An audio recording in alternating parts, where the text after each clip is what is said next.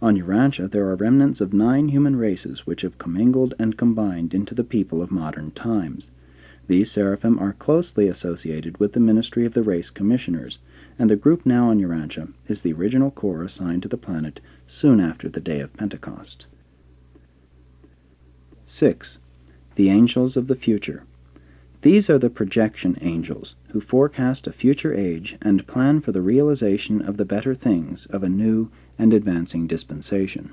They are the architects of the successive eras. The group now on the planet has thus functioned since the beginning of the current dispensation. 7. The angels of enlightenment. Urantia is now receiving the help of the 3rd corps of seraphim dedicated to the fostering of planetary education. These angels are occupied with mental and moral training as it concerns individuals, families, groups, schools, communities, nations, and whole races. 8. The angels of health.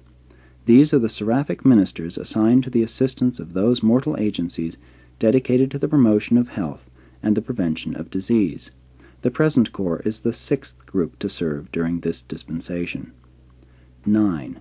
The home seraphim. Urantia now enjoys the services of the 5th group of angelic ministers dedicated to the preservation and advancement of the home, the basic institution of human civilization. 10. The angels of industry. This seraphic group is concerned with fostering industrial development and improving economic conditions among the Urantia peoples. This corps has been 7 times changed since the bestowal of Michael. 11. The angels of diversion. These are the seraphim who foster the values of play, humor, and rest. They ever seek to uplift man's recreational diversions and thus to promote the more profitable utilization of human leisure. The present corps is the 3rd of that order to minister on Urantia. 12. The angels of superhuman ministry.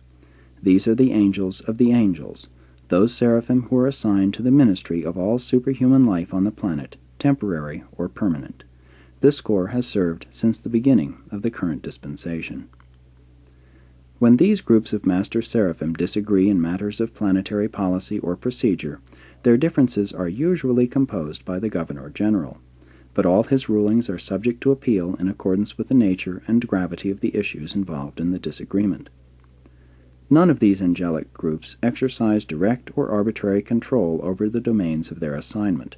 They cannot fully control the affairs of their respective realms of action, but they can and do so manipulate planetary conditions and so associate circumstances as favorably to influence the spheres of human activity to which they are attached. The master seraphim of planetary supervision utilize many agencies for the prosecution of their missions. They function as ideational clearinghouses, mind focalizers, and project promoters. While unable to inject new and higher conceptions into human minds, they often act to intensify some higher ideal which has already appeared within a human intellect. But aside from these many means of positive action, the master seraphim ensure planetary progress against vital jeopardy through the mobilization, training, and maintenance of the Reserve Corps of Destiny. The chief function of these reservists is to ensure against breakdown of evolutionary progress. They are the provisions which the celestial forces have made against surprise. They are the guarantees against disaster.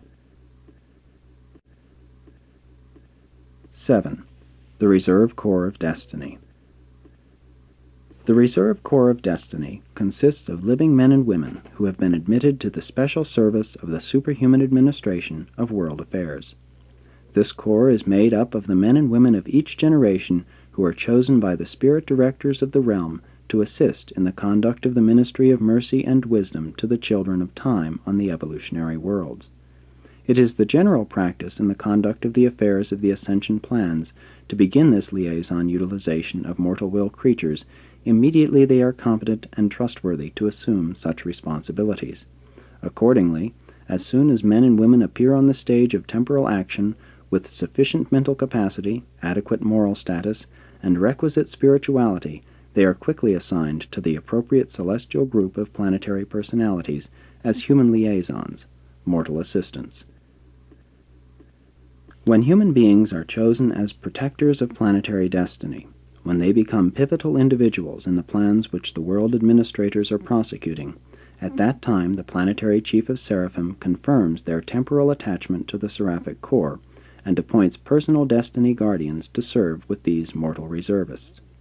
All reservists have self-conscious adjusters, and most of them function in the higher cosmic circles of intellectual achievement and spiritual attainment.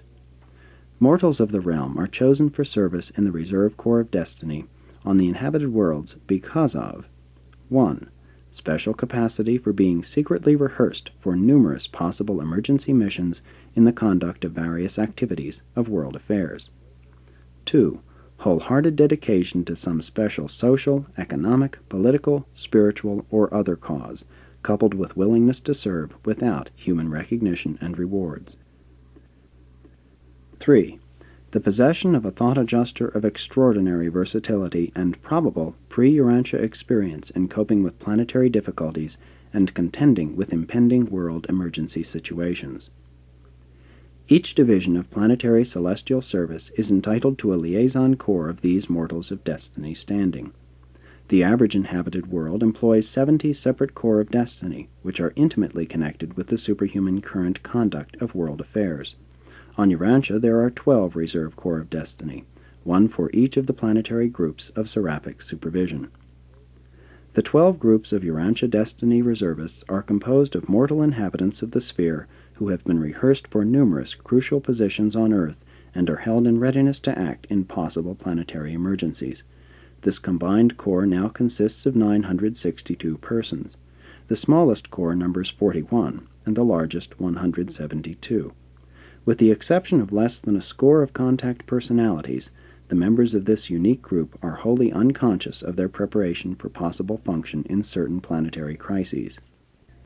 These mortal reservists are chosen by the corps to which they are respectively attached, and are likewise trained and rehearsed in the deep mind by the combined technique of thought adjuster and seraphic guardian ministry. Many times numerous other celestial personalities participate in this unconscious training, and in all this special preparation the midwayers perform valuable and indispensable services.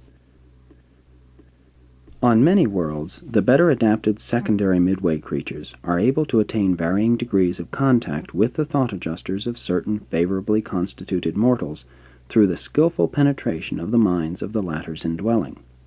And it was by just such a fortuitous combination of cosmic adjustments that these revelations were materialized in the English language on Urantia. Such potential contact mortals of the evolutionary worlds are mobilized in the numerous reserve corps, and it is, to a certain extent, through these small groups of forward-looking personalities that spiritual civilization is advanced, and thus have various degrees of contact with their adjusters through the intervening ministry of the midway creatures. But these same mortals are little known to their fellows, except in those rare social emergencies and spiritual exigencies wherein these reserve personalities function for the prevention of the breakdown of evolutionary culture or the extinction of the light of living truth. On Urantia, these reservists of destiny have seldom been emblazoned on the pages of human history.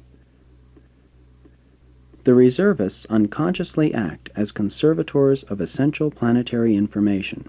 Many times, upon the death of a reservist, a transfer of certain vital data from the mind of the dying reservist to a younger successor is made by a liaison of the two thought adjusters. The adjusters undoubtedly function in many other ways unknown to us, in connection with these reserve corps. On Urantia, the reserve corps of destiny, though having no permanent head, does have its own permanent councils which constitute its governing organization. These embrace the Judiciary Council, the Historicity Council, the Council on Political Sovereignty, and many others. From time to time, in accordance with the corps organization, titular mortal heads of the whole reserve corps have been commissioned by these permanent councils for specific function. The tenure of such reservist chiefs is usually a matter of a few hours' duration, being limited to the accomplishment of some specific task at hand. The Urantia Reserve Corps had its largest membership in the days of the Adamites and Andites, steadily declining with the dilution of the violet blood and reaching its low point around the time of Pentecost, since which time Reserve Corps membership has steadily increased.